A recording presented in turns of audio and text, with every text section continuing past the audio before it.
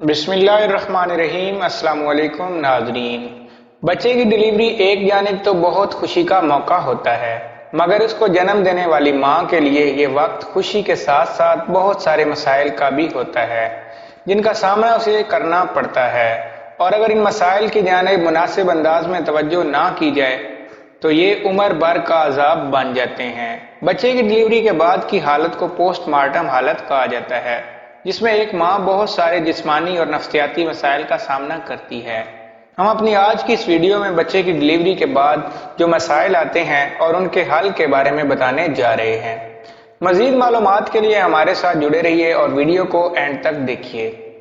اگر آپ ہمارے چینل پر نئے ہیں تو پلیز ہمارے چینل کو سبسکرائب کریں، ویڈیو کو لائک کریں اور بیل آئیکن کو ضرور پریس کریں تاکہ ہمارے آنے والی ہر نئی ویڈیو کا نوٹیفیکیشن آپ کو بر وقت ملتا رہے۔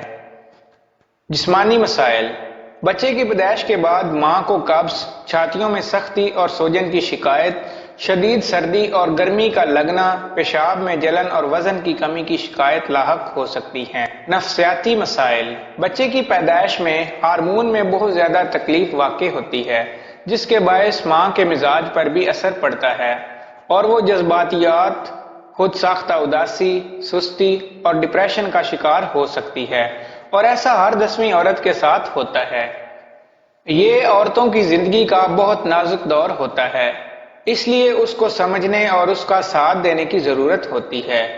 زچگی کے عمل کے بعد کی جانے والی احتیاطیں۔ بچے کی پیدائش کے بعد ہر معاشرے میں ہی خواتین کی خصوصی دیکھ بھال کی جاتی ہے اور یہ اس کی صحت اور زندگی کے لیے بہت ضروری ہوتی ہے۔ لہٰذا آج ہم آپ کو اس حوالے سے کی جانے والی کچھ احتیاطوں کے بارے میں بتائیں گے۔ نمبر 1، کپڑے کی بجائے پیڈز کا استعمال کریں۔ زچگی کے بعد خواتین کے لیے اپنی صفائی کا خیال رکھنا بہت ضروری ہوتا ہے، اس لیے اس دوران ان کو کپڑے کی بجائے پیڈز کا استعمال کرنا چاہیے تاکہ کسی بھی اندرونی انفیکشن سے محفوظ رہ سکیں۔ نمبر 2، صفائی کے لیے نیم گرم پانی کا استعمال کریں۔ اس حالت میں صفائی کے لیے ٹھنڈے پانی کے بجائے نیم گرم پانی کا استعمال کریں، اس سے آپ کے اندرونی اعضاء کو ٹکور ملتی ہے اور زچگی کے دوران ہونے والے دردوں سے افاقہ ہوتا ہے۔ نمبر 3، ڈھیر سارا آرام کریں۔ اس حالت میں جب کہ بچے کی ذمہ داریاں بہت زیادہ ہوتی ہیں اور بچے کو ہر 3 گھنٹے کے بعد دودھ پلانا ہوتا ہے، اس کے ساتھ ساتھ اس کی صفائی اور دیگر معاملات کی ذمہ داری بھی ماں پر ہوتی ہے، تو اس کے لیے آرام بہت ضروری ہوتا ہے۔ اس لیے یہ اصول بنا لیں کہ جیسے ہی بچہ سوئے آپ بھی اپنی نیند پوری کریں اور اس وقت کو کسی بھی کام میں ضائع نہ کریں، کیونکہ یہ آپ کی صحت کی ریکوری کا ٹائم ہے۔ نمبر 4، اچھی اور متوازن غذا کا استعمال کریں۔ یہ وقت ڈائٹنگ کا نہیں ہے، اس لیے وزن کے بڑھنے کا بہانہ بنا کر کھانے پینے سے انکار مت کریں، کیونکہ بچے کی پیدائش کے سبب جسم اندرونی طور پر بہت ساری کمزوریوں کا سامنا کر رہا ہے، جن کو بہترین غذا کے ذریعے ہی پورا کیا جا سکتا ہے۔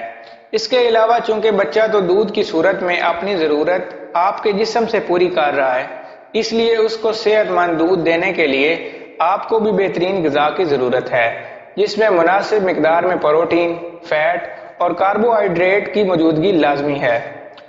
نمبر 5، مناسب مقدار میں پانی پئیں۔ اس حالت میں پانی کی مناسب مقدار کا لینا بہت ضروری ہے، اور اگر پانی کی مقدار کم لی جائے گی تو اس کے سبب قبض کی شکایت بھی لاحق ہو سکتی ہے۔ اس کے علاوہ بچے کو دودھ پلانے والی ماؤں کے جسم سے دودھ کی صورت میں ایک بڑی مقدار خارج ہو رہی ہوتی ہے، اس لیے کم پانی لینے کی صورت میں دودھ میں بھی کمی واقع ہو سکتی ہے۔ نمبر 6، ہلکی پھلکی ورزش لازمی کریں۔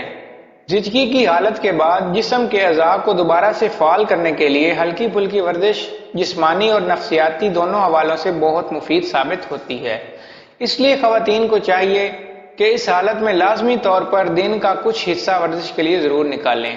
اگر آپ کو ہماری یہ ویڈیو اچھی لگے تو ہمارے چینل کو سبسکرائب کریں، ویڈیو کو لائک کریں، شیئر کریں۔ Thank you.